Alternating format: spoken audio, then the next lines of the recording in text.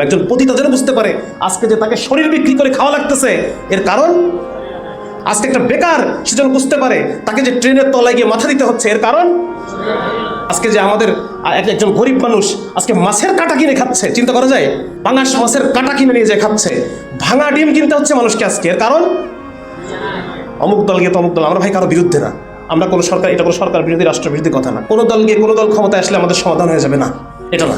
মানুষের একমাত্র ফিতরতি সমাধান কি? আমরা বলতে চাই যে শরিয়া ছাড়া কোনো সমাধান নাই, লা হাল্লা ইল্লা শরিয়াতি, শরিয়া ছাড়া কোনো সমাধান নাই। যত মানুষের যত সমস্যা, সমস্ত সমস্যার সমাধান শুধুমাত্র এই শরিয়ার মধ্যে।